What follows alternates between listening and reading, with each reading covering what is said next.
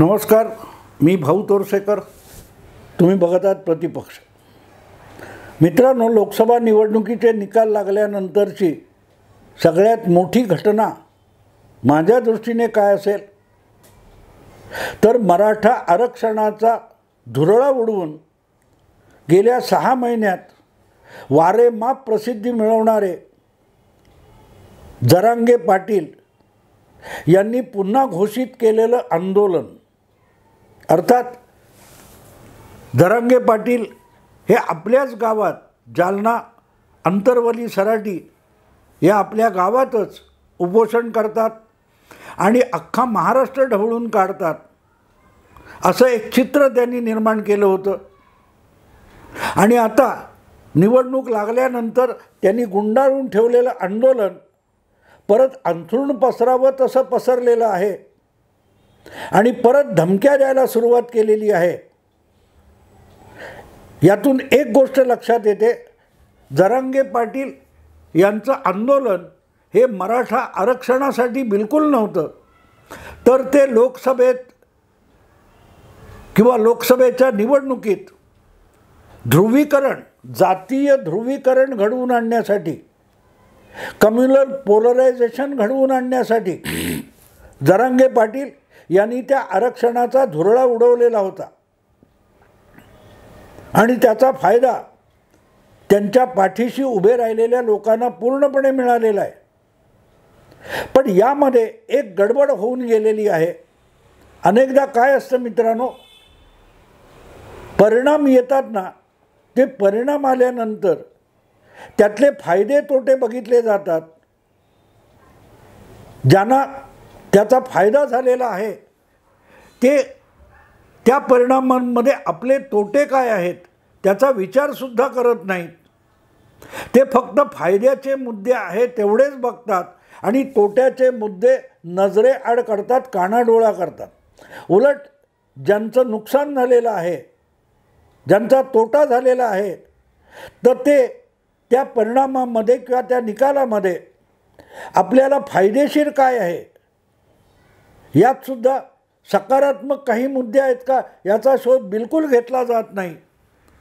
पराभव ज्यांचा झालेला असतो, ज्यांच्या वाटेला वाईट परिणाम आलेला असतो, असे लोक नेहमी नुकसान, तोटा कुठे झाला ते मुद्दे शोधतात. पण त्या नुकसानात देखील कुठे ना कुठे फायद्याचा मुद्दा असू शकतो, त्याकडे कानाडोळा करतात. आता सांगितलं जातं, मी काय एवढा अभ्यास केलेला नाही, पण महाराष्ट्राच्या लोकसभा निवडणुकीमध्ये जे 48 जागा निवडल्या गेल्या त्यामध्ये बहुसंख्य मराठा उमेदवार निवडून आले, जातीपातीचे कुठलेही असोत, पण बहुसंख्य मराठा उमेदवार निवडून आले. आणि हा जरांगे पाटील यांच्या आरक्षण आंदोलनाचा मिळालेला फायदा आहे असं म्हटलं गेलं. मुद्दा असा आहे की अनेक जण हे भारतीय जनता पक्षाचे खासदार म्हणून निवडून आले. ते मराठे असू शकतात, ते काँग्रेसमधले असू शकतात, ते शिंदे गटातले असू शकतात. मग त्यांचा पक्ष बाजूला ठेवायचा, तर दुसऱ्या बाजूला सुद्धा मराठा उमेदवार पराभूत झालेत, त्यांचं काय करायचं हा प्रश्न पडतो. तेव्हा जरांगे पाटलांच्या आंदोलनामुळे मराठा समाजाचे जास्त खासदार निवडून यायला फायदा झाला असं समजणं मला गैरलागू वाटतं. आणि म्हणून जर कोणाला वाटत असेल की या आंदोलनाचा आपल्याला फायदा झाला, मग तो कुठलाही पक्ष असो, त्यांनी एक गोष्ट लक्षात ठेवावी की ते आत्ता या यशामध्ये किंवा फायद्यामध्ये जी तोट्याची बीजं रुजवली गेलेली आहेत त्याकडे कानाडोळा करतायत, कानाडोळा करतायत. याचं प्रमुख कारण असं की जरांगे पाटील यांची काहीही मागणी नाही आहे. जरांगे पाटील यांनी दहशत निर्माण केली, सत्तेत बसलेल्यांना भयभीत केलं, घाबरवलं आणि त्या दहशतीला घाबरून सत्तेत बसलेल्या महायुतीच्या लोकांनी भराभर काही घाई गर्दीचे निर्णय घेतले. अगदी मराठा आरक्षण देऊन टाकले आणि मराठा आरक्षण दिल्यानंतरसुद्धा जरांगे पाटील रोज उठून वेड्या वाकड्या मागण्या करत असतील तर त्याचं कौतुक करत बसणं हे सत्ता राबवणाऱ्यांना शोभादायक नाही. मराठा आरक्षण दिलं गेलं, पूर्वीही दिलं होतं, पण महाआघाडीचं जे सरकार आलं त्यांनी जी कोर्टामध्ये हेळसांड केली त्यामुळे ते कोर्टाकडून फेटाळलं गेलं. देवेंद्र फडणवीस असताना ते आरक्षण टिकलेलं होतं, हायकोर्टात टिकलेलं होतं. मग सुप्रीम कोर्टात ते फेटाळलं का गेलं? तर सत्तेत बसलेल्या महाविकास आघाडीचा नाकर्तेपणा होता. त्यांनी चांगले वकील दिले नाहीत, योग्य वेळेला योग्य युक्तिवाद केला नाही, कागदपत्र दिले नाहीत, कागदपत्र जमवले नाहीत. थोडक्यात मराठा आरक्षण देवेंद्र फडणवीसांच्या काळात झालं तर ते टिकू नये यासाठीच महाविकास आघाडी बनवली गेली. आणि नंतर परत महायुती सत्तेत आल्यानंतर, देवेंद्र फडणवीस सत्तेत आल्यानंतर फडणवीसांना बदनाम करण्यासाठीच हे सगळं आंदोलन पेटवलं गेलं असं म्हणायला जागा आहे. कारण जरांगे पाटील यांनी ठरवून आपल्या सगळ्या आंदोलनामध्ये ब्राह्मण समाजाचे असलेल्या देवेंद्र फडणवीसांना आपलं लक्ष केलं होतं. एकनाथ शिंदे किंवा अजितदादा हे 2 मराठा उपमुख्यमंत्री होते, पण जरांगे पाटील यांनी अजिबात लक्ष केलं असेल तर ते फडणवीसांना केलं, जो एकच मुख्यमंत्री असा आहे की त्याने आजवरच्या सगळ्या मुख्यमंत्र्यांना मागे टाकून पहिल्यांदा मराठा समाजाला आरक्षण देण्याचं धाडसी पाऊल 7-8 वर्षापूर्वी उचललं होतं. म्हणजे जो मराठा समाजाला आरक्षण द्यायला उभा राहिला, ठामपणे उभा राहिला, आपल्या सत्तेच्या काळात ते धाडसी पाऊल उचललं, त्याला मराठा आंदोलनच बदनाम करतं. हा केवढा मोठा विरोधाभास आहे लक्षात घ्या. शरद पवार यांनी मराठा आरक्षणाला खुळेपणा म्हटलं होतं, सातत्याने विरोध केला होता आणि त्यासाठी हट्ट करणाऱ्या शालिनीताई पाटील या आपल्या आमदाराला पुढच्या निवडणुकीत सातारा कोरेगावमधून तिकीटसुद्धा नाकारलं होतं, पक्षातून काढून टाकलं होतं. कारण शालिनीताई पाटील आणि पवार यांचे मराठा आरक्षणाविषयी मतभेद होते. पवार मराठा, शालिनीताई मराठा, पण देवेंद्र फडणवीस ब्राह्मण होता आहे आणि तरीही त्याने मराठा आरक्षण केलं तर मराठ्यांचं भलं होईल म्हणून की काय असं राजकारण खेळलं गेलं, असं आंदोलन पेटवलं गेलं की मराठा आरक्षण बारगळलं पाहिजे. आज जरांगे पाटलांची मागणी काय आहे? मराठा आरक्षणासाठी सुरू झालेलं आंदोलन ओबीसी आणि कुणबी यातूनच आरक्षण मिळालं पाहिजे म्हणून दुसऱ्यांदा उपोषण सुरू होतं. मला वाटतं की जरांगे पाटील यांनी जी धमकी आत्ता दिलेली आहे ती अंमलात आणावी. तुम्हाला आठवतं मित्रांनो, लोकसभा निवडणुकीचे पडघम वाजायला लागले त्यावेळेला जरांगे पाटील आणि त्यांच्या पाठीराख्यांनी एक मोठी रणनीती आखलेली होती. महाराष्ट्राच्या प्रत्येक लोकसभा मतदारसंघामध्ये एका गावातून 4-4, 2-2, 5-5 प्रत्येक मतदारसंघात 1000-1500 उमेदवार उभे करायचे आणि निवडणूक यंत्रणाच कोलमडून पडली पाहिजे अशी व्यवस्था करायची. मी तेव्हाही त्यांचं कौतुक केलं होतं, पाठिंबा दिला होता की हे नक्की करा, हे नक्की करा. कारण एकेका मतदारसंघात 100 उमेदवार उभे करण्याचा खर्चसुद्धा थोडका नसतो. तो खर्च देणार कोण हा प्रश्न आहे. आणि लवकरच आठवडाभर त्याची टी व्हीवरून चर्चा खूप झाली, पण विनाविलंब ती चाल मागे घेण्यात आली. कुठल्याही गावातून मराठा आरक्षणाच्या नावाखाली मोठ्या संख्येने काय 4-5च्या संख्येने सुद्धा मराठा उमेदवार आरक्षणाच्या नावावर उभे राहिले नाहीत. फार कशाला खुद्द जरांगे पाटील यांनी सुद्धा आचारसंहितेचं निमित्त साधलं आणि आपलं आंदोलन अंथरुणासारखं गुंडाळून ठेवलं.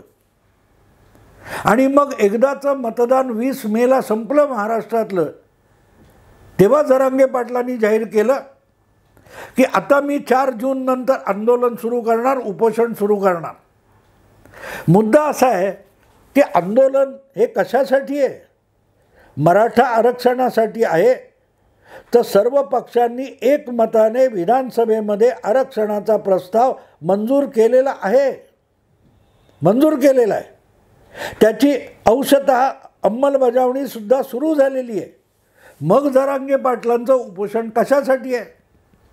की मराठा समाजाचा समावेश OBCमध्ये झाला पाहिजे आणि मराठ्यांच्या लेकरांना, हा एक शब्द नवा आला, लेकरू, आमच्या लेकरांचं भविष्य हे कसं शक्य आहे मित्रांनो? काल परवा आपण बघितलं, हे ऐन अगदी लोकसभा निवडणूक रंगात आलेली असताना बंगालमध्ये काय ठराविक मुस्लिम घटकांचा समावेश हा OBCमध्ये केलेला जो बंगाल विधानसभेचा निर्णय होता, तो कोलकात्याच्या हायकोर्टाने फेटाळून लावला, रद्दबातल केला आणि तो 10 वर्ष अंमलात आलेला निर्णय होता, तो हायकोर्टाने उलटा फिरवलेला आहे. तर जरांगे पाटलांनी 100 वर्ष उपोषण केलं तरी हायकोर्ट त्यांच्यासमोर नतमस्तक होण्याची बिलकुल शक्यता नाही. मग आंदोलन कशाला? मी तुम्हाला खात्रीपूर्वक सांगतो मित्रांनो, जरांगे पाटील यांच्या उपोषणाचा लोकसभेमध्ये ज्या ज्या पक्षांना, प्रामुख्याने महाविकास आघाडीला जो अतिरिक्त लाभ मिळालेला आहे,